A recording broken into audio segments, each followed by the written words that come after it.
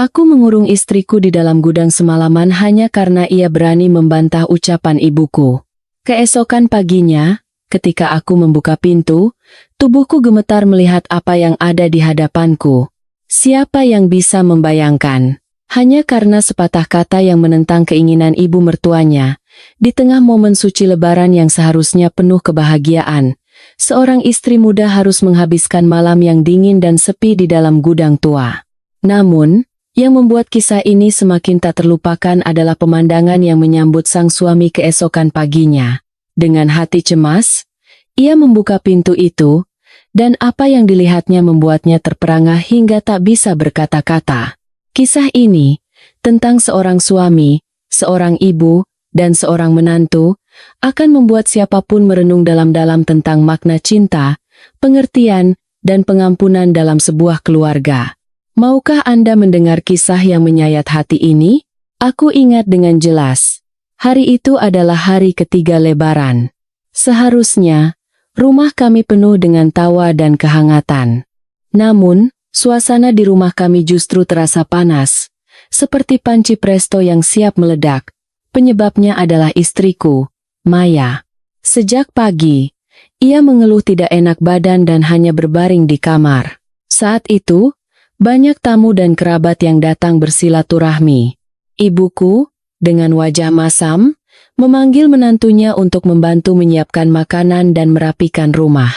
Namun, Maya dengan tegas menolak. Ibu saja yang kerjakan. Badan Maya sedang tidak enak. Sudah berhari-hari kerja rodi untuk Lebaran, rasanya sudah tidak sanggup lagi. Aku sangat mengenal watak ibuku. Beliau adalah orang yang teliti dan paling tidak suka melihat menantunya bersikap manja atau membantah. Mendengar ucapan Maya, wajah ibuku langsung pucat pasi. Tidak sampai 1 menit, teriakan keras menggema di seluruh rumah. Ibuku memaki-maki menantunya, menyebutnya perempuan tidak tahu sopan santun, pemalas, dan tidak punya tata krama. Maya pun tak mau kalah. Untuk pertama kalinya, ia membalas dengan lugas. Ia berkata bahwa ia bukan pembantu di rumah ini, dan sebagai menantu, ia sudah cukup sabar menahan semuanya. Aku yang sedang menemani tamu di teras depan mendengar pertengkaran itu. Wajahku memanas karena malu. Aku segera masuk ke dalam, menarik Maya keluar, dan membentaknya untuk diam. Lalu, aku berjanji pada ibu bahwa aku akan membereskannya nanti. Namun, ibu tidak mau mundur. Kalau kamu tidak bisa mendidik istrimu dengan benar, jangan anggap aku ibumu lagi, ancamnya. Aku terjepit di antara dua wanita. Yang satu adalah ibu yang melahirkanku, yang satunya lagi adalah istriku. Karena tidak bisa memihak siapapun, aku menyeret Maya ke gudang di belakang rumah. Di sana, masih ada beberapa karung pupuk serta meja dan kursi tua yang sudah rusak. Renungkan kesalahanmu di sini, kataku. Aku tidak mengizinkannya membawa selimut atau bantal. Sedikitpun aku tidak berpikir bahwa dinginnya malam di pedesaan Jawa Tengah bisa membuatnya sakit parah.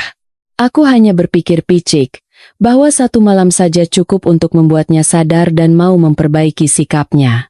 Aku meyakinkan ibu untuk tidur dengan tenang, mengatakan bahwa semuanya akan kembali normal. Saat itu, ibu terlihat sangat puas. Beliau mengangguk dan berkata, "Bagus. Perempuan memang harus dididik seperti itu." Beliau bahkan menambahkan, "Perempuan seperti itu kalau tidak dikasih pelajaran, nanti bisa naik ke kepala." Malam itu, aku berbaring di tempat tidur. Tidak bisa tidur, hanya menatap langit-langit dengan perasaan kalut.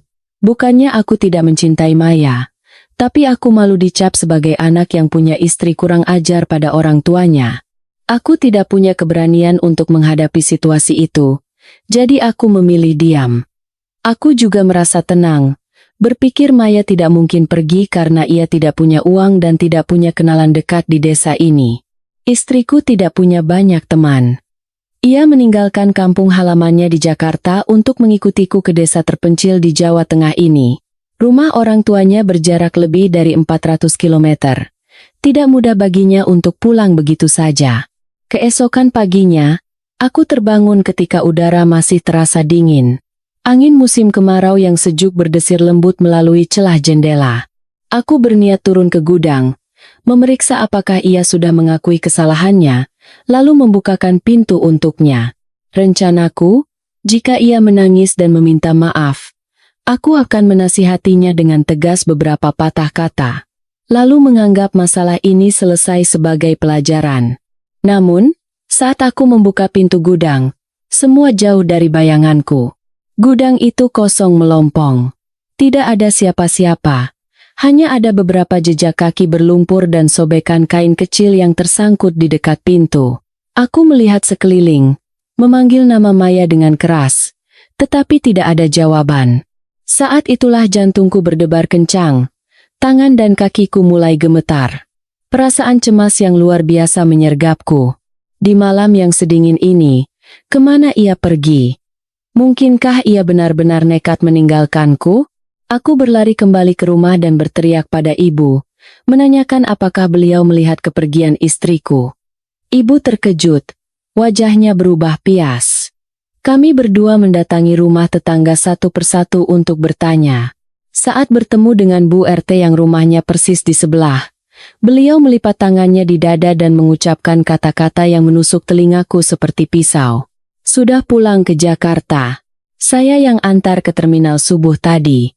Siapa yang tahan tinggal di rumah yang memperlakukan istri seperti itu? Kamu bawa 10 perempuan lain pun, nasibnya akan sama saja. Aku membeku di tempat.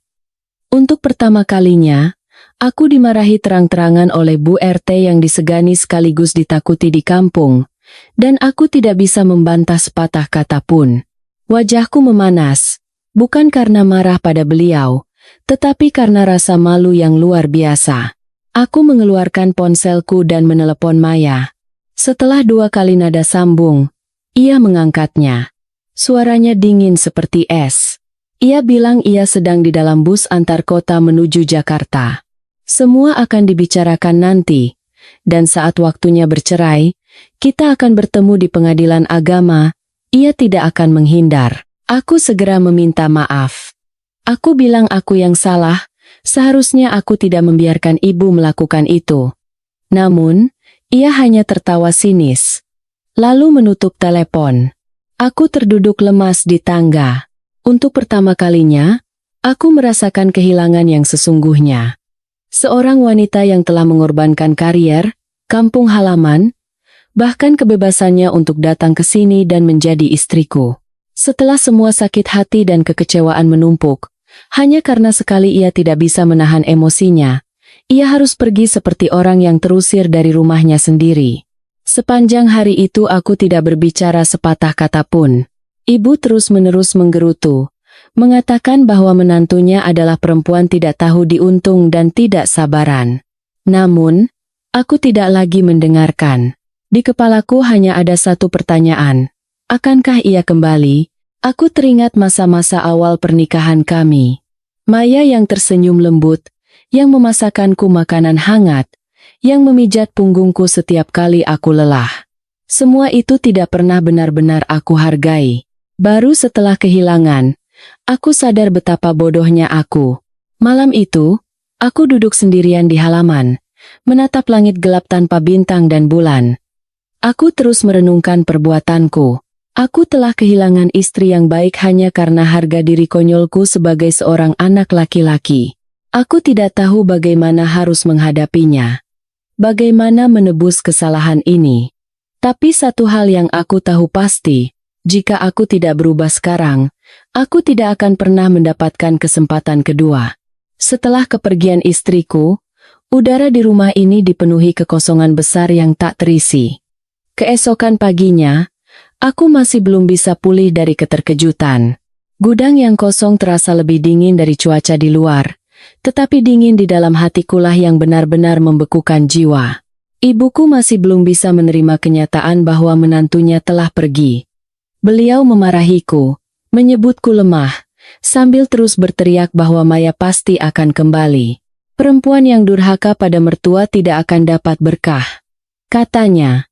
Namun, aku tahu, sesuatu yang sudah pecah tidak akan pernah bisa kembali utuh seperti semula. Sepanjang hari, Aku berulang kali mengambil ponsel, hendak menelepon, lalu membatalkannya. Ada saat-saat aku hampir menekan tombol panggil, tetapi aku ragu, tidak tahu harus berkata apa. Apakah permintaan maaf cukup sebagai penebusan? Apakah penyesalan masih ada artinya sekarang?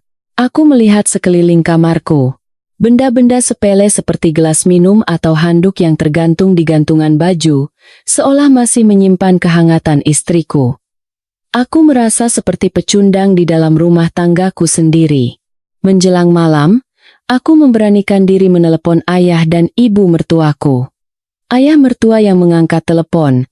Begitu aku berkata, "Bapak," telepon langsung ditutup. Aku menelepon lagi. Kali ini, suara dingin ibu mertuaku yang terdengar. "Biarkan anak itu tenang. Sejak pulang dia demam tinggi semalaman. Keluarga kami tidak sudi mengirim anak perempuan kami kembali ke tempat yang bahkan tidak menganggapnya sebagai manusia." Aku mencoba menjelaskan, mencoba membela diri, tetapi ibu mertuaku tidak memberiku kesempatan. Beliau menutup telepon dengan tegas. Itu adalah penghinaan pertama yang kuterima. Tetapi aku merasa pantas mendapatkannya. Aku teringat bagaimana Maya selalu memasak dalam diam untuk seluruh keluarga. Bagaimana ia pergi ke pasar pagi-pagi buta untuk membeli bahan-bahan segar, berusaha keras memasak makanan yang sesuai dengan selera ibu mertuanya. Ia hanya ingin mendengar satu kata pujian yang hangat, tetapi tidak pernah ia dapatkan. Aku pernah melihatnya diam-diam menyeka air mata di sudut dapur, tetapi aku pura-pura tidak tahu. Dulu aku berpikir, seorang wanita memang harus belajar bersabar. Kini, setelah kurenungkan, justru ketidakpeduliankulah yang mendorongnya ke jurang keputusasaan. Malam itu, aku melangkah ke halaman, menatap langit mendung yang kelabu. Hatiku begitu kalut hingga tak bisa tidur. Aku terduduk di teras, menyalakan sebatang rokok. Aku bukan perokok, tetapi asap pahit yang memenuhi tenggorokanku tidak sesakit keheningan di dalam hatiku. Ibuku tidak berubah. Beliau masih berkeliling kampung, menjelek-jelekan menantunya, mengatakan bahwa Maya pulang ke rumah orang tuanya karena kekanak-kanakan. Semakin aku mendengar ucapan ibu, semakin pedih hatiku. Yang pertama kali bersalah adalah aku. Sebagai suami, seharusnya aku melindungi istriku, bukan membiarkannya diusir seperti orang asing. Keesokan harinya, aku mengambil cuti dari kantor. Aku naik bus paling pagi ke terminal kota, lalu melanjutkan perjalanan dengan bus antar kota menuju Jakarta. Selama perjalanan panjang lebih dari 400 km itu, aku tidak bisa memejamkan mata sedetik pun, hanya terdiam. Setiap kilometer yang ditempuh bus, aku menelan air mataku. Aku tidak tahu apa yang akan kulakukan di sana. Aku bahkan tidak yakin apakah istriku mau menemuiku. Tetapi, aku tidak bisa hanya duduk diam lebih lama lagi. Ketika bus tiba di terminal Kampung Rambutan, Jakarta, aku turun dan langsung naik taksi menuju rumah orang tuanya. Berdiri di depan gerbang besi kecil yang catnya sudah mengelupas, aku menarik napas dalam-dalam, mengumpulkan keberanian, lalu mengetuk pintu. Yang membuka pintu adalah ibu mertuaku. Beliau menatapku seperti orang asing, dengan pandangan yang bercampur antara penghinaan dan sikap dingin. Aku mencoba memberi salam dengan sopan dan menundukkan kepala untuk meminta maaf, tetapi beliau mengangkat tangannya. "Dia tidak mau menemuimu. Pulanglah. Aku memohon. Hanya sekali saja, Bu. Izinkan saya bertemu dengannya sekali saja untuk mengatakan bahwa saya salah." Ibu mertuaku tidak bergeming. Akhirnya, aku berlutut di depan gerbang. Aku berlutut sangat lama, sampai lututku terasa kebas. Orang-orang yang lewat memandangiku dan berbisik-bisik. Ada yang bertanya, ada yang menggelengkan kepala, tetapi aku tidak peduli. Aku tidak beranjak. Sampai akhirnya, aku mendengar suara langkah kaki yang kukenal dari belakang. Maya berdiri di sana. Rambutnya diikat rapi ke belakang. Wajahnya pucat karena demam, tetapi tatapan matanya begitu tegas. Ia hanya menatapku, tidak berkata apa-apa, hanya berdiri diam. Aku mencoba bangkit, tetapi kakiku kaku. Aku hanya bisa menundukkan kepala dan mengucapkan 3 kata. Aku minta maaf. Istriku menatapku lama, lalu bertanya dengan suara lembut, "Apa kamu pikir kata maaf bisa menyelesaikan segalanya? Apa kamu tahu apa yang aku pikirkan malam itu? Saat aku dikurung di gudang, tenggorokanku tercekat. Aku ingin berkata aku tahu, aku mengerti penderitaan yang ia alami. Tapi kenyataannya, aku tidak tahu apa-apa. Aku hanya tahu bahwa aku telah melakukan kesalahan fatal." Istriku melanjutkan, "Saya tidak membenci ibu. Saya tahu orang tua punya cara berpikirnya sendiri. Saya kecewa padamu. Aku percaya, dalam situasi apapun, kamu akan melindungiku. Tapi ternyata, orang yang paling kupercaya justru yang diam saja melihatku diusir dari rumah." Ia berbalik dan masuk ke dalam rumah. Pintu tertutup pelan, tetapi suaranya seperti palu godam yang menghantam jantungku. Air mataku sudah habis. Aku berjalan gontai kembali ke terminal bus. Aku sadar, kali ini, permintaan maaf saja tidak akan cukup untuk mendapatkan pengampunannya. Aku harus berubah. Jika aku ingin mendapatkan kembali hal yang paling berharga dalam hidupku, aku harus benar-benar berubah. Beberapa hari setelah itu, aku kembali ke kampung dan mulai hidup dengan cara yang berbeda. Aku memberitahu ibu bahwa aku akan menyewa kamar kos di dekat kantor dan hidup mandiri. Ibu marah, menuduhku durhaka karena lebih mementingkan seorang perempuan. Tetapi aku tidak berdebat. Aku tahu perdebatan tidak ada gunanya, jadi aku memilih diam. Aku pindah dalam diam dan mulai mengirim pesan singkat kepada istriku setiap hari. Tidak memaksa, hanya menceritakan kegiatanku sehari-hari, menanyakan kabarnya, dan mengatakan bahwa aku rindu mendengar suaranya. Aku membeli mesin jahit bekas dan mulai belajar menjahit. Aku teringat Maya pernah bilang ia suka barang-barang buatan tangan. Aku belajar memasak, mencoba mengingat setiap masakan yang pernah ia buat untukku. Setiap kali selesai memasak, aku memotretnya dan mengirimkan padanya. Aku tidak mengharapkan balasan, tapi aku tahu, jika aku terus hidup seperti dulu, aku tidak pantas mendapatkan istri sebaik Maya kembali. Lalu, suatu sore, hampir 2 bulan setelah ia pergi, aku menerima pesan pertama darinya. Hanya 3 kata, "Sudah makan siang?" Namun, aku menangis sejadi-jadinya. Aku tahu, di tengah puing-puing yang telah kubakar sendiri, seberkas api harapan kecil mulai menyala. Aku segera membalasnya, menceritakan segala hal seolah menumpahkan seluruh isi hatiku yang terpendam. Di akhir pesan, aku hanya berani menambahkan 1 kalimat. "Aku akan menunggumu, berapa lama pun." Aku membaca pesan dari istriku berulang kali. Hanya 3 kata, "Sudah makan siang?" Tapi bagiku, itu seperti pelampung yang kurai setelah sekian lama tenggelam dalam keputusasaan dan kerinduan. Aku segera membalasnya, menceritakan panjang lebar tentang hariku, tentang masakan yang sedang kupelajari, tentang semua kesalahanku.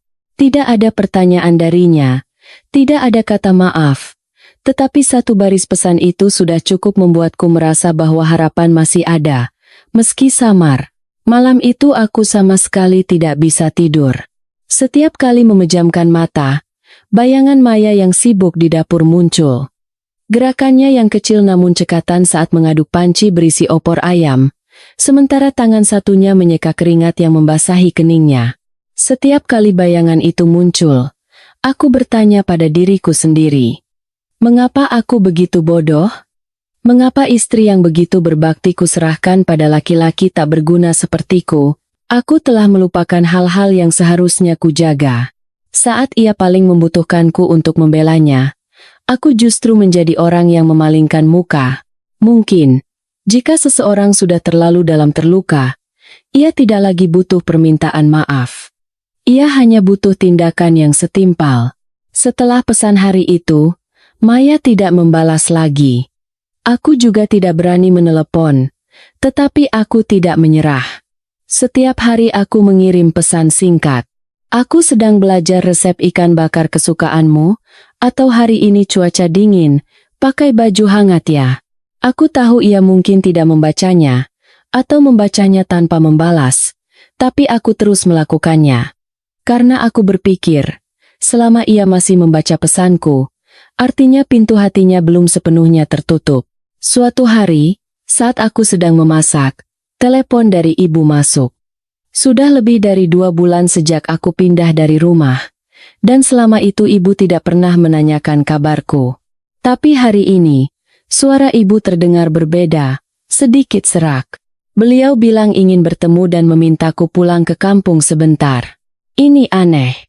Biasanya ibu tidak akan pernah memulai lebih dulu. Ketika kutanya alasannya, ibu hanya berkata, "Ibu capek. Pulang saja dulu." Keesokan paginya, aku langsung naik bus pulang ke kampung. Saat tiba di depan gerbang rumah, aku melihat ibu duduk di tangga teras, memegang sapu tangan dan perlahan mengelap sesuatu. Tatapannya menerawang jauh. Melihatku datang, beliau tidak berkata apa-apa, hanya menunjuk kursi plastik di sebelahnya. Aku duduk. Kami berdua terdiam cukup lama. Akhirnya, ibu membuka suara. Ibu yang salah. Dulu ibu pikir, apa yang ibu lakukan itu karena sayang padamu, tapi ibu tidak mengerti kalau caramu mencintai istrimu itu berbeda. Ibu tidak pernah bertanya apa yang benar-benar membuatmu bahagia. Aku sangat terkejut. Sejak kecil, aku tidak pernah mendengar ibu mengakui kesalahannya. Beliau adalah wanita yang kuat, berkarakter keras, dan semua hal di rumah harus berjalan sesuai kehendaknya. Tapi sekarang, mendengar beliau berkata seperti ini, aku tahu beliau telah banyak merenung. Ibu melanjutkan, ibu tidak menyayangi menantu ibu seperti ibu menyayangi anak ibu sendiri.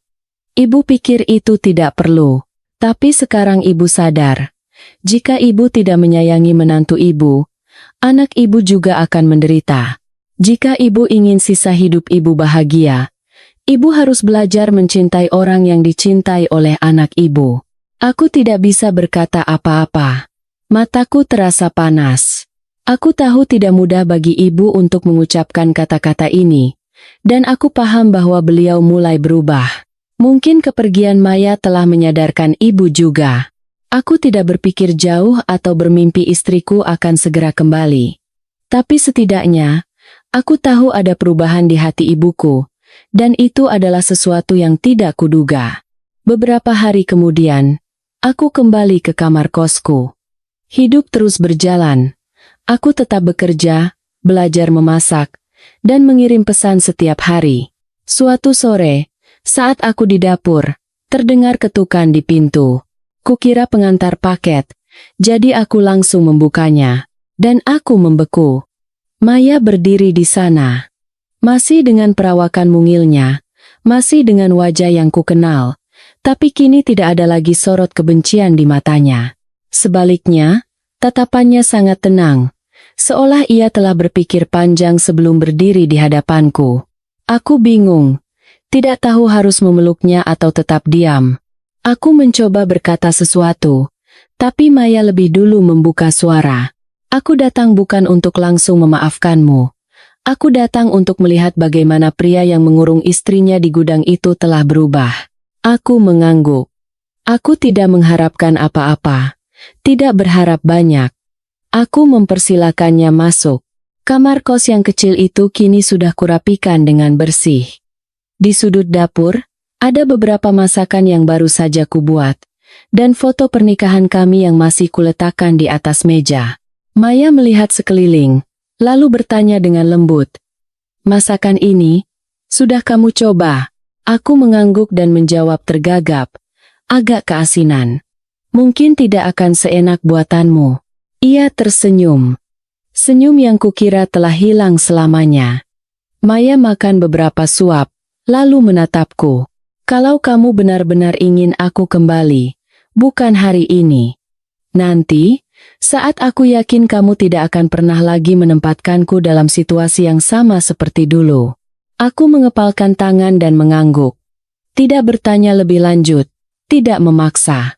Aku hanya berkata, "Aku akan menunggumu. Berapa lama pun." Maya tidak menginap hari itu.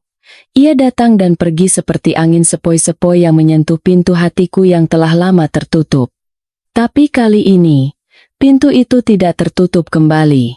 Pintu itu tetap terbuka untuk menyambut seberkas cahaya. Dan aku tahu, jika aku terus berbuat benar dan mencintai dengan tulus, suatu saat cahaya itu akan menjadi mentari yang menghangatkan kembali kebahagiaan keluarga kami.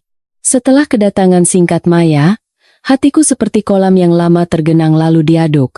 Air jernih mengalir, tapi berbagai endapan pun ikut naik ke permukaan. Aku merasa senang, cemas, sekaligus malu. Senang karena ia bersedia kembali, setidaknya untuk sesaat. Cemas karena aku tidak tahu berapa lama lagi waktu yang dibutuhkan untuk menghapus luka yang telah kuberikan. Dan malu, karena baru setelah kehilangan, aku sadar betapa berharganya apa yang kumiliki. Beberapa hari setelah itu, aku hidup seperti seorang pria yang sedang belajar kembali untuk mencintai. Setiap pagi aku bangun lebih awal dari biasanya. Bukan untuk mengejar jam kerja, tapi untuk pergi ke pasar, memasak, dan melakukan hal-hal yang dulu selalu kuserahkan pada istriku. Aku mulai mencatat semua yang kulakukan setiap hari seperti buku harian, disertai pesan untuk Maya. Pesan-pesan itu tidak kukirimkan, hanya kutulis. Tapi aku percaya, suatu saat ia akan membacanya dan mengerti. Setelah hampir 3 bulan, aku kembali ke rumah ibu. Kali ini ibu tidak berkata apa-apa. Beliau hanya menatapku dalam diam dan bertanya satu hal. Bagaimana kabar dia? Aku menjawab singkat. Dia belum mau kembali, Bu. Tapi saya tidak akan menyerah. Ibu menatap jauh keluar jendela, lalu mengangguk tanpa berkata apa-apa lagi. Mungkin beliau sedang teringat masa mudanya yang kuat dan tangguh. Beliau juga pernah menjadi menantu, pernah merasakan tekanan dari mertua, dan ketika tiba gilirannya menjadi mertua, tanpa sadar beliau mengulangi perlakuan keras yang pernah dialaminya. Makan malam itu aku yang memasak. Ibu duduk di kursi dapur, memegang kipas anyaman kecil, mengipas-ngipas sambil mengamatiku dalam diam. Ketika aku meletakkan telur dadar gulung di piring dan menyajikannya di meja makan, ibu berdecap dan berkata pelan, "Baru kali ini ibu lihat kamu bisa masak sesuatu yang benar." Meskipun terdengar seperti candaan, aku paham bahwa ibu perlahan mulai menerima bahwa laki-laki di rumah juga bisa mengerjakan urusan dapur, dan tidak semua harus dibebankan pada perempuan. Malam itu, setelah selesai mencuci piring, aku diam-diam menulis beberapa baris lagi di buku harianku. Hari ini aku belajar cara memasak sayur asem kesukaanmu. Setelah matang, baru aku sadar. Ternyata, hanya memasukkan bahan yang sama tidak akan menghasilkan rasa yang sama dengan buatanmu. Kamu memasak dengan cinta, sedangkan aku hanya menakar dengan sendok. Makanan pun butuh hati. Sesuatu yang paling tidak kuduga terjadi. Suatu sore di akhir pekan, saat aku sedang duduk di taman dekat kos, sebuah pesan masuk dari Maya. Ia bertanya, "Besok ada waktu? Ada sesuatu yang mau aku minta tolong." Aku tidak percaya dengan mataku saat membaca pesan itu. Aku langsung membalas, "Kapanpun aku ada waktu. Katakan saja." Maya bilang ia akan ke kota lagi besok. Ada beberapa barang yang harus dibeli dan sekalian bertemu teman lamanya yang kebetulan tinggal di dekat tempatku. Aku tidak bisa tidur semalaman. Keesokan paginya, aku bangun lebih awal, mengenakan kemeja yang bersih dan rapi, menyisir rambut, dan mencukur janggut hingga bersih. Saat bertemu lagi dengan Maya di sebuah kafe kecil di sudut jalan, aku hampir tidak mengenalinya. Ia masih Mayaku. Tetapi ada sesuatu yang lebih dewasa, lebih tenang, dan cantik dengan lembut seperti mentari pagi. Ia tersenyum dan duduk di hadapanku, memulai percakapan dengan ucapan terima kasih. Terima kasih karena tidak menyerah. Kami mengobrol selama hampir 2 jam. Ia bercerita tentang kehidupannya di kampung halaman, tentang bagaimana ia mulai mengambil kembali kursus keterampilan untuk bisa melamar pekerjaan di sebuah pusat pelatihan. Maya berkata, ia tidak mau kembali ke kehidupan yang lama. Jika nanti ia hidup bersamaku lagi, ia harus mandiri, punya hak suara, dan yang terpenting, harus ada rasa saling menghormati di antara kami. Tanpa ragu sedikit pun, aku berkata setuju. Lalu Maya berkata, aku tidak bilang setuju untuk langsung kembali. Tapi aku mau kita mulai lagi sebagai teman, dan kita lihat apakah kita bisa bersama lagi. Mendengar itu, aku hampir menangis. Menjadi teman pun tidak apa-apa. Selama ia tidak menghilang dari hidupku, itu sudah merupakan sebuah keberuntungan. Sejak hari itu, kami lebih sering bertemu, bukan lagi sebagai suami istri, melainkan seperti teman lama yang baru bertemu kembali. Kami minum kopi, jalan-jalan ke pasar bersama. Aku tidak memaksa, tidak mengeluh. Aku hanya mendengarkan, mengingat setiap hal kecil yang ia katakan. Ia suka ubi goreng yang masih panas. Aku mengingatnya. Ia tidak suka bau rokok. Aku berhenti total dari kebiasaan merokok yang baru kumulai. Aku belajar bersabar, belajar mencintai dari awal seperti pemuda yang baru pertama kali mengenal cinta. Suatu kali, kami pergi berbelanja bersama di supermarket. Saat berdiri di bagian sayuran, ia berbalik dan bertanya, ingat tidak dulu aku sering buat jus wortel? Aku mengangguk dan berkata, resep tulisan tanganmu bahkan masih kusimpan. Ia tersenyum sangat lembut, lalu terdiam lagi. Aku melihat sesuatu di matanya melunak. Mungkin hatinya perlahan mulai luluh. Ibu juga mulai mengirim pesan pada Maya. Awalnya hanya menanyakan kabar, kemudian mengirim foto pohon kembang sepatu yang dulu ditanam Maya di depan teras. Maya tidak membalas, tetapi juga tidak memblokir nomornya. Itu juga sebuah pertanda.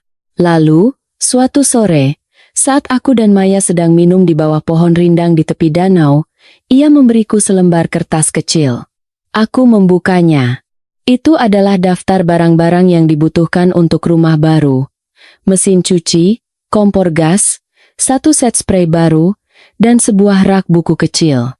Aku mengangkat kepala menatap Maya, dan ia hanya tersenyum. Kalau kamu masih mau aku kembali, kita mulai dari awal di tempat yang tidak ada gudang, tidak ada prasangka, dan tidak ada air mata. Hanya kamu dan aku. Aku tidak bisa berkata apa-apa. Aku hanya menggenggam erat tangannya. Jantungku terasa kembali berdetak dengan kehidupan yang sempat hilang. Aku tahu aku masih punya kesempatan. Dan kali ini, aku tidak akan pernah menyia-nyiakannya. Sejak Maya memberiku secari kertas berisi daftar barang untuk tempat tinggal baru kami, hatiku tak pernah tenang sedetik pun. Kertas itu kubawa kemana-mana, kulipat rapi di dalam dompet, dan setiap ada kesempatan, kukeluarkan untuk kulihat seolah itu adalah peta menuju kebahagiaan. Benda-benda yang terlihat sederhana seperti kompor gas, spray, dan rak buku, ternyata menyimpan begitu banyak harapan. Karena aku paham, di balik tulisan-tulisan itu bukanlah materi, melainkan sebuah janji bahwa Maya akan memberiku kesempatan untuk memulai dari awal bersamanya, jika aku punya cukup tekad. Aku mulai mencari tempat kos baru.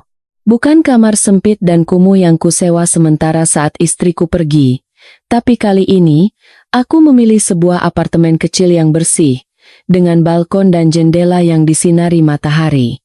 Aku memilih lantai 3. Aku teringat Maya pernah berkata ia suka melihat langit senja dari tempat yang tidak terlalu tinggi dan tidak terlalu rendah. Uangku tidak banyak, jadi setiap pulang kerja, aku pergi ke toko elektronik untuk melihat-lihat barang diskon. Mulai dari mesin cuci hingga satu set meja makan kayu pinus kecil, kutanyakan dengan teliti. Aku tidak terburu-buru membeli semuanya sekaligus. Aku ingin mengumpulkannya sedikit demi sedikit dengan tanganku sendiri, sama seperti aku sedang membangun kembali kehidupan ini hari demi hari.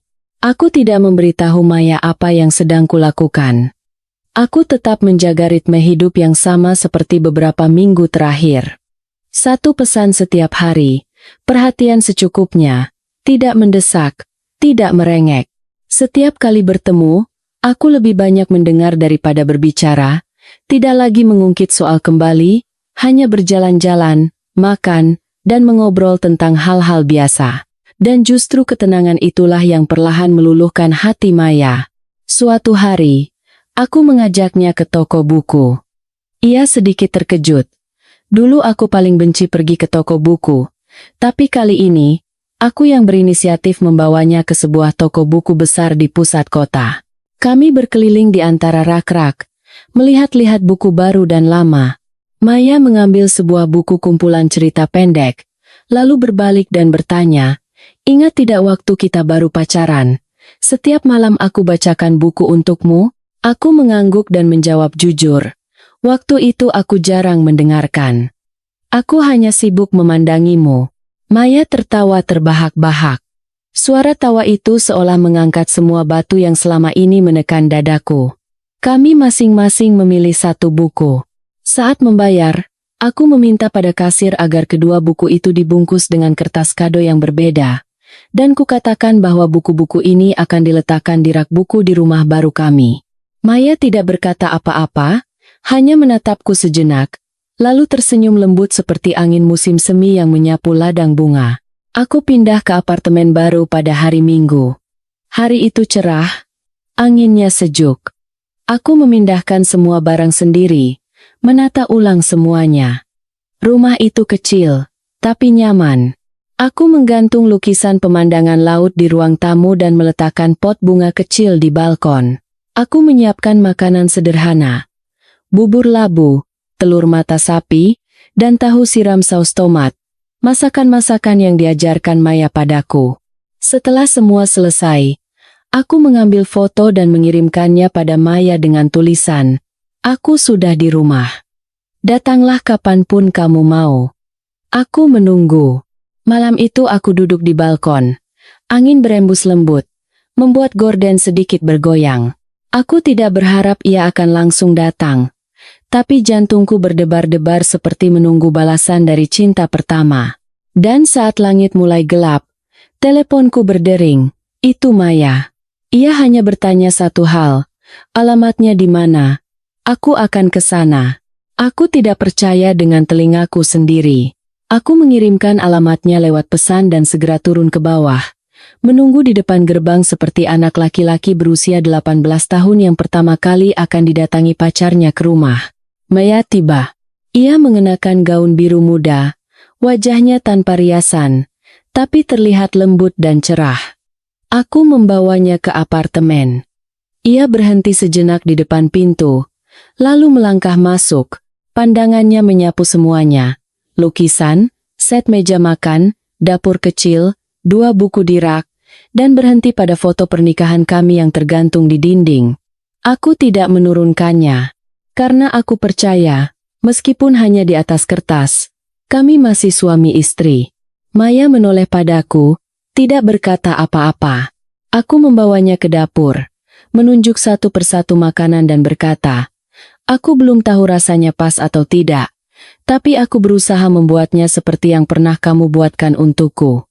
Ia duduk di meja makan, mengambil sesendok kuah dengan sumpit, lalu mengangguk pelan. Rasanya familiar. Aku duduk di seberangnya. Tanganku masih gemetar, tidak tahu harus berkata apa. Udara saat itu terasa ringan sekaligus berat. Setelah makan, Maya bangkit dan melihat-lihat ruangan. Ia menyentuh pot bunga, duduk di sofa, dan membuka buku yang kami pilih di toko buku hari itu. Beberapa saat kemudian, ia mengangkat kepala dan bertanya padaku, "Cincin kawin kita, masih kamu simpan?" Aku mengangguk, masuk ke kamar dan mengeluarkan sebuah kotak kecil. Menunjukkannya padanya. Cincinnya masih ada di sana. Di sebelah cincinku. Tidak pernah terpisah.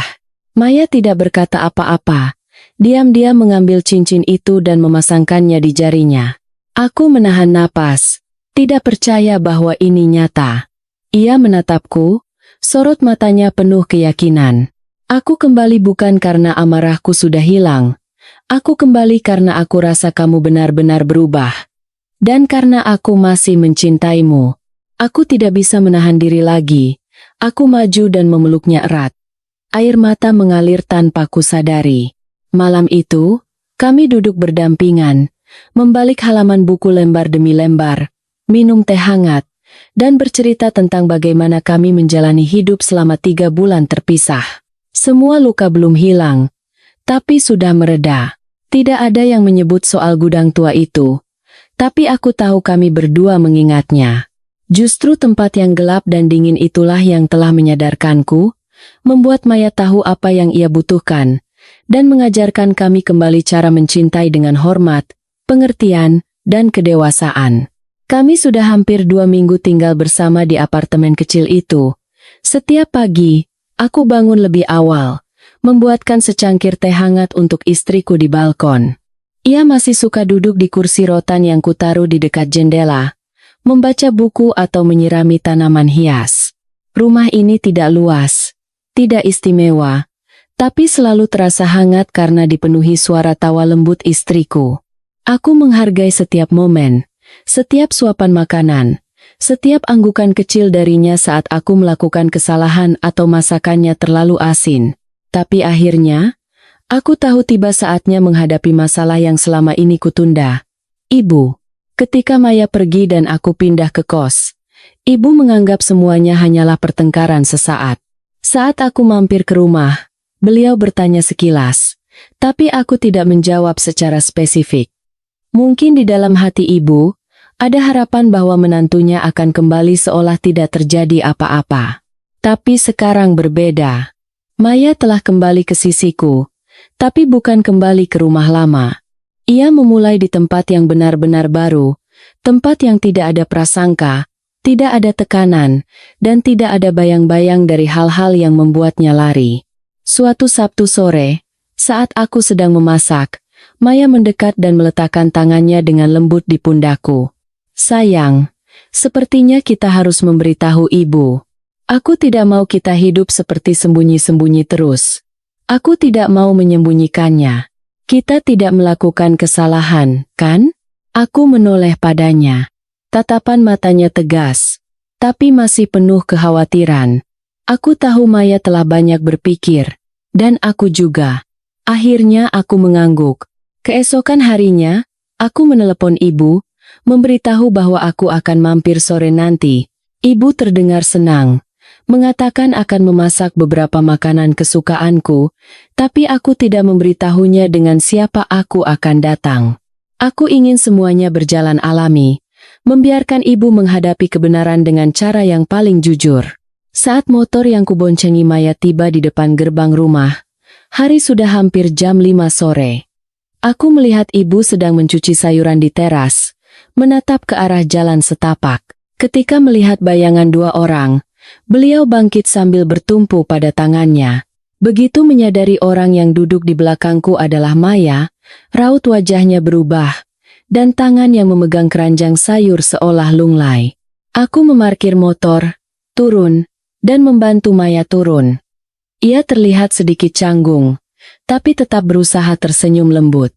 Ia menyapa ibu. Ibu, kami datang. Ibu tidak menjawab. Beliau hanya menatap Maya lekat-lekat, seolah tidak percaya dengan apa yang dilihatnya. Aku tahu reaksi ini bisa ditebak. Aku mendekati ibu dan berkata dengan suara tenang, "Bu, Maya sudah kembali. Tapi kali ini, kami akan tinggal terpisah. Kami datang hari ini karena ingin menemui ibu, dan ingin memberitahu bahwa kami masih suami istri. Hanya saja, kami memulai lagi dengan cara yang berbeda." Ibu tidak berkata apa-apa, berbalik, dan masuk ke dalam rumah. Aku dan Maya saling pandang, tapi tak ada yang bersuara. Beberapa saat kemudian, aku memasukkan motor ke halaman dan menggandeng tangan Maya masuk bersama. Ibu sedang di dapur, mengaduk panci gula yang mendidih pelan. Udara di dalam rumah terasa begitu menyesakan saat itu. Aku tidak tahu bagaimana harus memulai pembicaraan. Maya hanya berdiri diam di sampingku. Akhirnya, ibu membuka suara. Suaranya kaku. "Sudah kembali ya, bagus. Pakai acara pamer segala. Waktu pergi gampang. Sekarang kembali mau tinggal sendiri. Apa bedanya dengan mau pisah dari rumah ini?" Aku mengepalkan tangan, menarik napas dalam-dalam. Maya masih diam. Aku menjawab, "Bukan pisah, Bu. Kami hanya ingin hidup dengan cara yang berbeda, supaya tidak ada lagi yang tersakiti." Ibu langsung berbalik dan menunjuk wajahku. "Maksudmu?" Ibu yang menyakiti dia? Ibu yang melahirkan dan membesarkanmu? Sekarang kamu bilang ibu yang salah? Aku tidak bereaksi, hanya menatap ibu lama, lalu berkata dengan suara rendah namun tegas. Bu, saya mohon satu hal saja. Tolong jangan membuat seseorang hidup dalam penderitaan hanya untuk menyenangkan orang lain. Ibu boleh tidak menerima istri saya, tapi saya tidak bisa hidup tanpanya. Saya yang salah, Bu. Saya tidak bisa melindunginya. Sekarang saya hanya ingin memulai lagi. Biarkan kami hidup dengan kebahagiaan kami sendiri. Untuk pertama kalinya dalam hidupku, aku berani mengatakan pada ibu apa yang selama ini terpendam di hatiku selama bertahun-tahun. Ibu terduduk lemas di kursi, menghela napas, matanya memerah. Maya mendekat dan berlutut pelan di hadapannya. Ibu, saya tulus tidak dendam, tapi saya takut untuk tinggal di sini lagi. Saya tidak cukup kuat untuk menahannya sekali lagi. Izinkan kami tinggal terpisah. Tapi jika ibu mengizinkan, saya akan tetap datang menjenguk ibu, memasakkan makanan enak untuk ibu seperti dulu. Izinkan saya menjadi menantu dengan cara yang saya bisa. Ibu mengangkat kepala menatap Maya. Wajahnya yang tua dan lelah tiba-tiba terlihat rapuh. Setelah hening yang panjang, beliau menghela napas dan berkata dengan suara serak, "Ya sudah, ibu tidak akan memaksa lagi. Tapi kalau sudah kembali, hiduplah yang benar. Jangan bikin anakku ini susah lagi." Maya menunduk, mengucapkan terima kasih dengan suara tercekat. Dan aku merasa seolah beban seberat 1000 ton terangkat dari pundakku. Sore itu, kami makan malam bersama ibu. Suasananya tidak terlalu ceria, tapi juga tidak seberat di awal. Ibu menjadi tidak terlalu cerewet. Beliau tidak tersenyum, tidak banyak bicara, tapi aku tahu beliau sedang berusaha menerima. Dan Maya, selama makan, ia menyisihkan daging ikan untuk ibu, menuangkan air minum, masih sama perhatiannya seperti saat pertama kali menjadi menantu. Tapi kini, ia bukan lagi istri yang hanya bisa bersabar, melainkan wanita dewasa yang tahu cara mencintai dirinya sendiri dan juga orang lain dengan cara yang benar. Malam itu, saat kami pamit pulang, ibu berdiri di ambang pintu mengantar kami. Tanpa berkata apa-apa, beliau hanya bilang, "Hati-hati di jalan." Aku menoleh padanya dan mengangguk. "Ibu tidur cepat ya. Nanti saya sering telepon." Beliau tidak menjawab, hanya mengibaskan tangannya pelan seolah mengusir nyamuk. Tapi dalam hati, aku paham, beliau sudah menerima. Masing-masing dari kami di keluarga ini mulai dari ibu, aku, hingga Maya telah melewati perjalanan yang sangat panjang. Bukan hanya perjalanan jarak, tapi perjalanan dari keras kepala menuju pengertian, dari luka menuju pengampunan. Dalam perjalanan pulang ke apartemen kecil kami, aku dan Maya tidak banyak bicara. Ia duduk di belakangku, memeluk pinggangku dengan ringan. Tidak seerat dulu, aku tidak sedih karenanya. Aku paham bahwa untuk membuat Maya kembali dan merasa benar-benar aman hingga mau bersandar padaku lagi, butuh lebih dari sekadar satu kali makan malam rekonsiliasi atau beberapa kata penghiburan. Luka, sekali membekas, tidak mudah sembuh hanya dengan satu permintaan maaf. Tapi aku tidak terburu-buru. Kami sudah sampai pada tahap ini. Kami telah berani menghadapi ibu bersama-sama. Dan kami telah melewati masa paling menyakitkan dalam pernikahan kami. Yang tersisa sekarang hanyalah kesabaran dan ketulusan. Setiap hari, aku mengingatkan diriku sendiri bahwa kebahagiaan tidak didapat dengan kata-kata, tapi dibangun dengan tindakan. Aku harus menjadi suami yang cukup baik sehingga Maya bisa sekali lagi mempercayakan seluruh hatinya padaku. Sebulan setelah itu, kehidupan berjalan dengan tenang. Kami bekerja, pulang, memasak bersama, dan menonton film. Sesekali di akhir pekan, kami menjenguk ibu di kampung. Ibu sepertinya sudah terbiasa kami tinggal terpisah. Awalnya masih suka menyindir, tapi perlahan berkurang. Maya masih rutin menelepon ibu untuk menanyakan kabar. Sesekali mengirimkan hadiah. Semua tampak membaik. Hingga suatu hari, Maya pulang lebih dulu dariku. Saat aku membuka pintu, Ia sedang duduk di balkon. Tangannya memegang sebuah test pack. Aku berhenti. Jantungku berdebar kencang.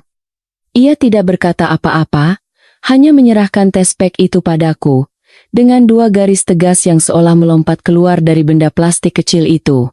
Aku menatap Maya. Ia masih diam.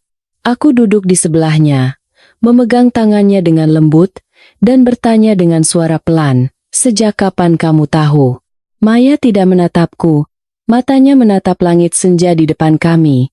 Tadi sore. Badan rasanya lelah, iseng-iseng coba, tidak menyangka ternyata benar. Aku menggenggam tangannya erat. Jadi, bagaimana perasaanmu? Apa kamu ingin punya anak ini? Begitu pertanyaan itu keluar, aku merasa diriku sangat buruk. Bagaimana bisa aku menanyakan hal itu? Padahal akulah yang sangat menginginkan keluarga yang utuh. Maya menoleh padaku. Matanya berkaca-kaca. Aku sangat ingin. Tapi aku takut. Aku takut aku belum cukup kuat. Aku takut melahirkan anak di keluarga yang hatinya belum sepenuhnya sembuh. Nanti anak itu akan terluka sepertiku. Aku memeluknya erat, tidak membiarkannya bicara lebih lanjut. Aku berbisik di telinga istriku, tidak akan pernah. Kali ini, aku tidak akan membiarkanmu menanggung apapun sendirian. Malam itu, aku pergi ke supermarket, membeli semua makanan yang ia inginkan. Saat sedang merapikan barang di lemari dapur, aku melihat Maya mengeluarkan buku catatanku dan menulis sesuatu dengan serius. Aku mendekat diam-diam dan melirik baris pertama. Buku harian ibu. Tenggorokanku tercekat. Maya tidak perlu berkata apa-apa lagi. Hanya dengan melihat tulisan itu, aku tahu ia telah mengambil keputusan, dan aku semakin yakin apa yang harus kulakukan untuk melindungi dia dan anak kami. Beberapa bulan berikutnya adalah perjalanan yang tidak pernah kubayangkan. Maya mengalami mual parah di pagi hari, muntah setiap bangun tidur, dan begitu lelah hingga tidak mau turun dari tempat tidur. Aku harus belajar cara membuat bubur putih, merebus telur dan membuat teh jahe. Aku menempelkan daftar menu ibu hamil di seluruh dapur, mencatat makanan apa yang boleh dan tidak boleh. Aku bahkan mengunduh aplikasi kehamilan dan membukanya setiap hari untuk membaca seberapa besar perkembangan bayi hari ini. Suatu hari, pulang kerja, istriku ingin makan bubur encer. Aku harus langsung lari ke dapur. Tengah malam, saat tidur, Maya bilang haus. Aku langsung bangun, membuatkan air hangat, dan menunggunya sampai selesai minum sebelum kembali tidur. Merawat istriku tidak membuatku lelah. Justru aku bahagia dan bangga karena aku melakukan hal yang benar. Maya juga berubah. Ia lebih sering tersenyum. Sore di akhir pekan, ia akan mendengarkan musik di kamar, dan sesekali meletakkan tangannya di perut lalu memanggilku. Sayang, bayinya menendang. Setiap kali itu terjadi, aku akan menempelkan telingaku di perutnya, terharu hingga mataku memerah. Aku tidak tahu apakah menjadi ayah itu sulit, tapi aku tahu menyentuh malaikat kecil itu adalah anugerah yang besar. Kabar kehamilan Maya sampai juga ke telinga ibu. Aku sudah bersiap menerima segala omelan karena tidak memberitahu ibu dan seolah-olah ingin menjadikan beliau nenek di atas kertas saja.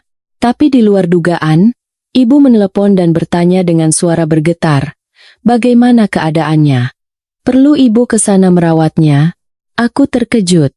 Tidak tahu harus menjawab apa. Maya yang mendengar menyuruhku untuk menceritakan apa adanya. Jadi, aku menceritakan semuanya. Mulai dari hari pertama ia mual, apa yang ia makan, berapa kali ia muntah, hingga bagaimana tidurnya. Ibu terdiam cukup lama, lalu berkata, "Nanti ibu siapkan beberapa makanan penambah stamina, ibu kirim ke sana." Ibu tidak bisa berkata manis, tapi aku tahu beliau ingin cucunya sehat. Aku memberikan telepon pada Maya. Ia mendengarkan, mengangguk lembut, dan hanya mengucapkan dua kata, "Terima kasih." Singkat, tapi cukup untuk membuat mata ibu memerah. Bulan demi bulan kehamilan kami lewati dengan cinta dan usaha. Aku mengantar Maya periksa rutin, memegang erat tangannya setiap kali melihat hasil USG. Saat pertama kali suara detak jantung janin bergema di ruangan yang sunyi, aku dan dia sama-sama menangis. Kami berdua pernah berpikir pernikahan ini tidak akan bisa diselamatkan, bahwa kami akan menjadi dua garis sejajar yang tidak akan pernah bertemu. Tapi hari ini, kami mendengar detak kecil itu bersama-sama. Bukti cinta yang telah melewati badai. Musim dingin tahun itu terasa sangat dingin. Angin kencang menyusup melalui celah-celah jendela, membuat kusen jendela apartemen kecil kami berdesir. Maya memasuki bulan ke-9 kehamilannya. Ia berjalan dengan berat, napasnya lebih pelan. Setiap langkahnya hati-hati dan lembut seolah sedang membawa seluruh dunia di dalam pelukannya. Perutnya sudah sangat besar, dan aku selalu ada di sisinya. Sedikit saja ia mengulurkan tangan, aku siap menyambutnya. Hari perkiraan lahir adalah tanggal 7 Desember, hampir bersamaan dengan hari peringatan kematian ayahku pada tanggal 10. Setelah ayah meninggal, setiap tahun keluarga kami selalu mengadakan tahlilan pada hari itu. Ibu menjaga tradisi itu dengan sakral, seolah itu adalah tali pengikat keluarga. Tapi tahun ini berbeda. Aku berencana tidak akan pergi ke acara tahlilan karena Maya bisa melahirkan kapan saja. Namun, ibu menelepon, mengatakan bahwa acara untuk ayah adalah acara besar dan aku tidak boleh absen. Aku adalah anak laki-laki tertua. Beliau berulang kali mengingatkan agar jangan sampai karena istri, aku melupakan baktiku pada orang tua. Aku duduk diam, memandang istriku yang terbaring dengan napas tipis di sampingku. Sementara telepon tergeletak di meja. Aku mengerti ibu. Tapi aku juga tidak bisa meninggalkan istriku saat ini. Jika Maya mulai merasakan kontraksi dan aku tidak ada di sisinya, aku tidak bisa membayangkan bagaimana ia bisa melewatinya secara mental. Setiap kali ke dokter kandungan, dokter selalu berpesan bahwa kondisi psikologis Maya tidak stabil dan fisiknya lemah.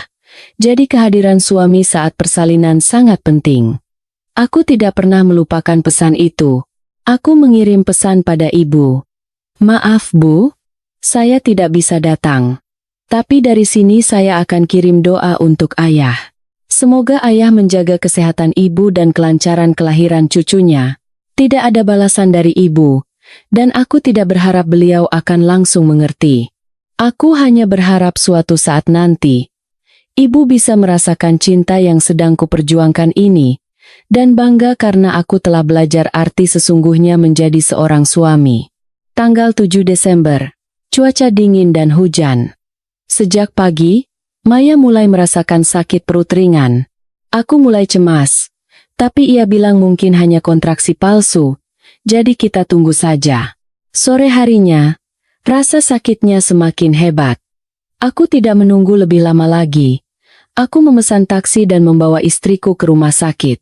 Di perjalanan, Maya menggenggam erat tanganku. Air matanya sudah mengalir padahal kontraksi hebat belum datang. Ia berkata, "Aku takut sekali. Tapi selama kamu ada di sini, aku bisa menahannya." Aku duduk di ruang tunggu. Setiap detik terasa seperti selamanya. Jeritan ibu-ibu dari ruang bersalin di sebelah membuatku merinding. Aku menyalahkan diriku sendiri karena tidak mencari tahu lebih banyak. Tidak cukup mempersiapkan mental untuk menghadapi momen ini. Tapi aku tetap duduk di sana, memegang tangan Maya saat kontraksi datang, menyeka keringat di keningnya, dan berdoa dalam hati seperti anak kecil yang pertama kali masuk masjid. Ayah, tolong jaga istriku.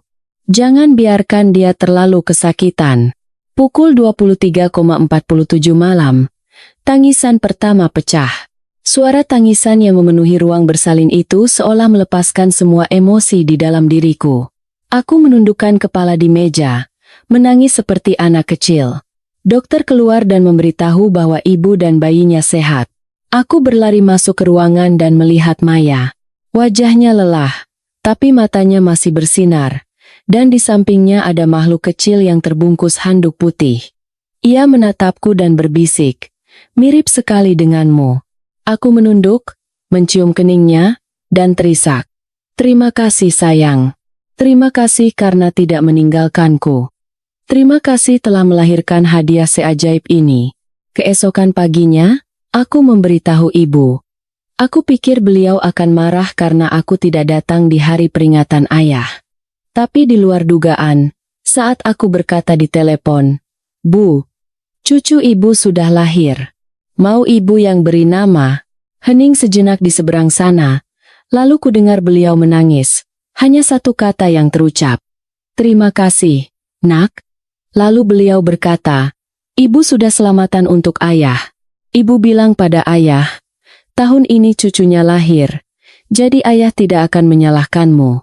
3 hari kemudian, ibu datang menjenguk cucunya. Ini adalah pertama kalinya beliau melihat Maya setelah semua yang terjadi. Beliau masuk ke kamar, meletakkan mangkuk berisi bubur ayam dengan tangan gemetar di atas meja, lalu mendekati boks bayi dan menatap cucunya. Matanya merah, tapi beliau berusaha mempertahankan suara normalnya. "Wah, mirip sekali bapaknya. Ganteng sekali." Maya duduk, tidak berani mengangkat kepala. Aku melihatnya meremas ujung selimut, berusaha menahan sesuatu. Lalu, ibu berbalik, memegang tangan Maya, dan berkata dengan suara tercekat, "Maafkan ibu, ya. Ibu mungkin bukan mertua yang baik, tapi ibu akan jadi nenek yang baik.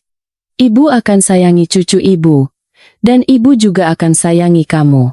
Maya menangis terseduh-seduh, bersandar di bahuku. Aku merangkul kedua wanitaku. Hatiku terasa akan meledak. Saat Maya keluar dari rumah sakit, dari pintu kamar hingga sampai di rumah, ibu tidak melepaskan cucunya dari gendongan. Apartemen kecil kami dipenuhi suara tawa, lagu Nina Bobo, dan tangisan bayi di tengah malam. Aku kurang tidur, lelah, dan panik dengan setiap popok dan botol susu, tapi aku merasa sangat beruntung karena keluargaku telah kembali dalam arti yang sesungguhnya. Tidak ada lagi gudang, tidak ada lagi makian, tidak ada lagi hari-hari yang hening dan muram, yang ada hanya cinta dan janji untuk tidak akan pernah kehilangan satu sama lain lagi. Sejak ibu datang untuk membantu merawat cucunya, suasana di rumah berubah drastis. Ibu sibuk sepanjang hari, mencuci popok, merebus air daun-daunan untuk Maya, atau menggendong cucunya keliling rumah untuk menidurkannya. Setiap pagi saat aku berangkat kerja, aku melihat Maya beristirahat sementara ibu duduk di tepi tempat tidur, mengelus punggung menantunya. Pemandangan itu membuatku tenang. Akhirnya, semua badai telah berlalu, dan keluarga kami benar-benar bisa memulai lagi. Kondisi Maya sangat lemah setelah melahirkan.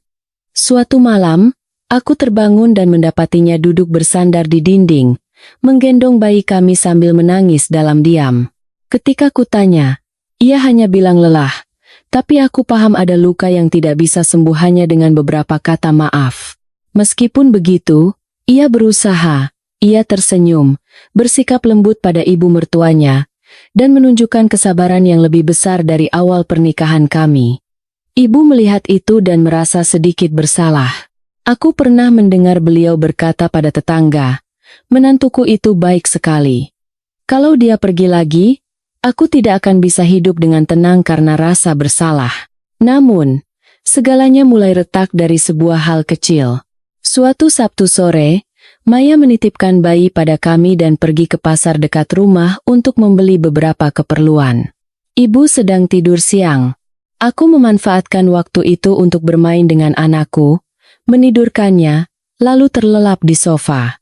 Aku tidak pernah menyangka, di pasar, Maya akan tidak sengaja mendengar sebuah cerita dari ibu-ibu penjual ikan langganannya. "Loh, Bu mertua datang, ya? Beda sekali ya sekarang. Dulu saya dengar gosipnya, ibu mau pulangkan Mbak ke kampung saja. Kejadian tahun lalu itu, tahu kan?" Tanya si penjual ikan sambil membungkus pesanannya. Maya terkejut. "Kejadian apa, Bu?" Si ibu penjual berbisik.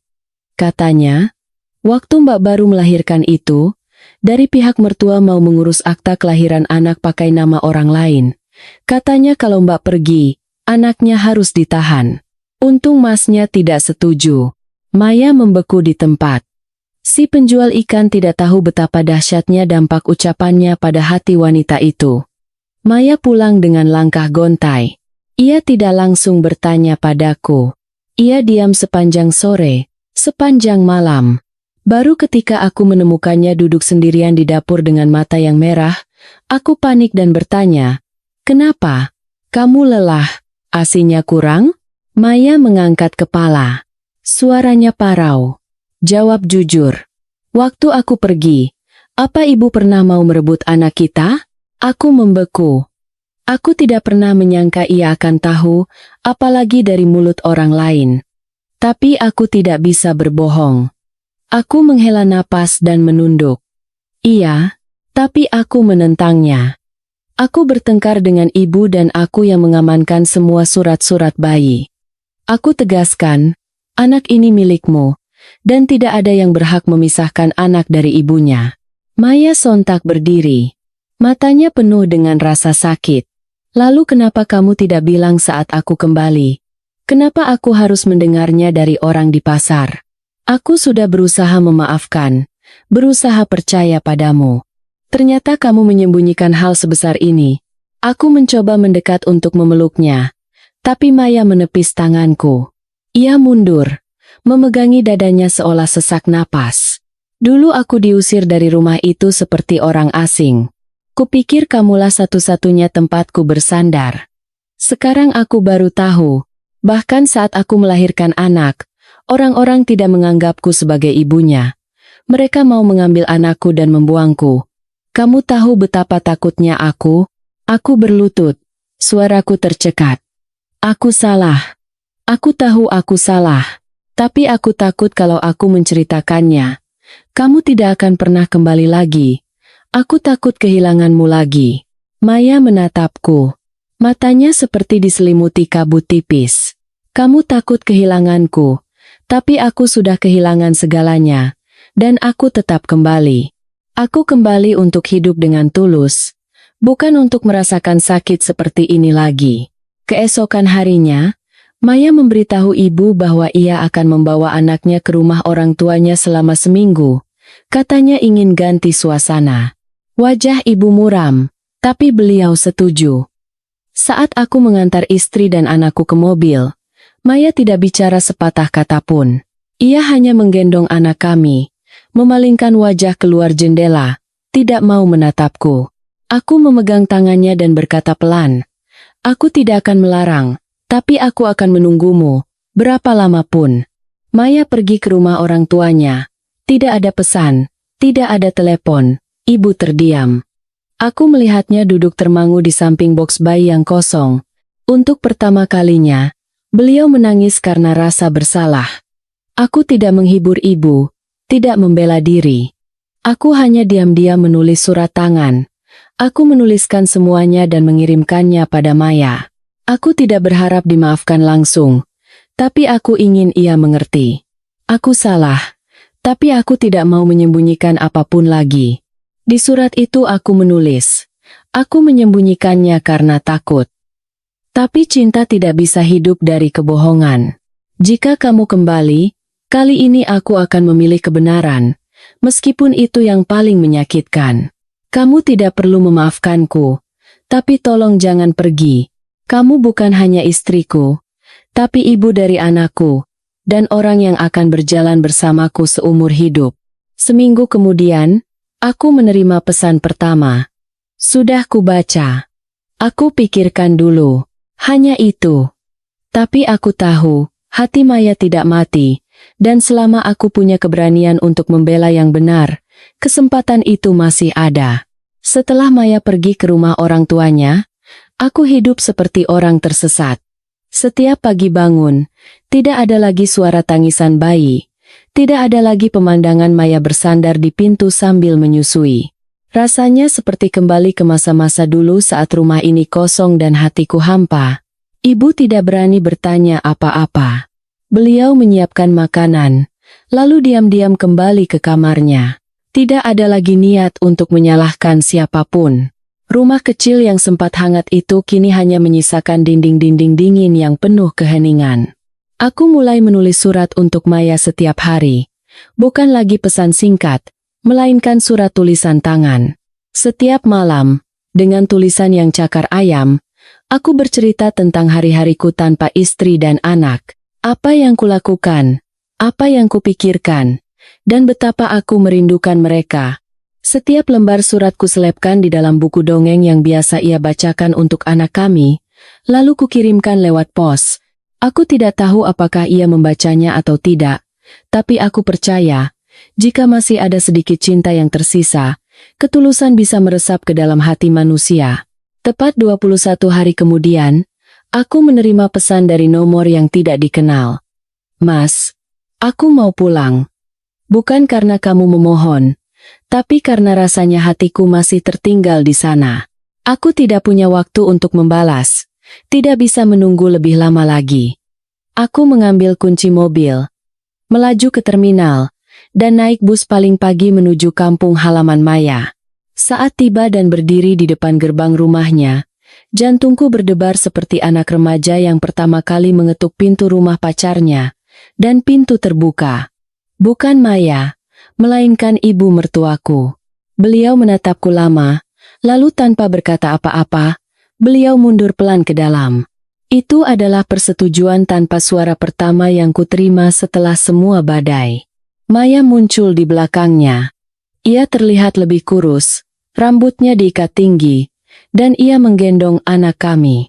Putraku, melihatku, tersenyum lebar. Maya menurunkan anak kami, lalu mendekat tanpa suara. Aku pun tanpa suara, menunduk, memeluk kedua kakinya, dan berlutut. Ia tidak lagi mendorongku. Untuk pertama kalinya setelah semua yang terjadi, ia duduk di sebelahku, meletakkan tangannya di kepalaku, dan mengelusnya lembut seperti menenangkan anak yang menyesal. Malam itu, kami makan malam keluarga bersama di rumahnya. Ibu mertuaku tidak banyak bicara, tapi tatapannya sesekali padaku tidak lagi tajam. Aku paham beliau tidak melupakan segalanya, tapi setidaknya, beliau tidak lagi membenci. Kami menginap semalam. Keesokan paginya, Maya mengemasi pakaian anak kami, berkemas, dan berkata padaku untuk membawa mereka berdua kembali ke apartemen kecil yang telah kusiapkan untuknya. Dalam perjalanan pulang, angin pagi berembus kencang. Maya menggendong anak kami, menyandarkan kepalanya di punggungku, dan berbisik, "Dulu aku pikir aku tidak akan pernah bisa memaafkan. Tapi melihat anak kita tumbuh setiap hari, aku sadar, pengampunan itu bukan untuk yang menyakiti, tapi agar anakku bisa hidup di rumah yang punya ayah dan ibu. Aku tidak butuh suami yang sempurna. Aku butuh orang yang mau mengakui kesalahannya dan tidak akan pernah meninggalkanku lagi." Tenggorokanku tercekat. Aku mengangguk, tidak bisa berkata apa-apa. Pintu apartemen kecil kami menyambut kami seperti pelukan hangat yang tidak pernah tertutup. Aku mengganti spray baru, menyiapkan air hangat, dan menata kembali sudut dapur tempatku memasak makanan pertama saat Maya memutuskan untuk kembali. Malam itu, saat anak kami tertidur lelap, Maya duduk di sampingku dan menyerahkan segumpal kertas. "Surat-surat yang kamu kirim, semua sudah kubaca. Kuremas satu persatu, kusimpan setiap kalimatnya. Aku tahu kamu tulus. Aku akan mulai lagi. Tapi ini yang terakhir." Aku menggenggam erat tangannya, menatap dalam-dalam mata istriku, dan menjawab pelan, "Tidak akan perlu ada kesempatan lagi. Karena aku tidak akan pernah membuat kesalahan yang butuh dimaafkan lagi." Ibu pun setelah itu pindah ke kota, tinggal bersama kami.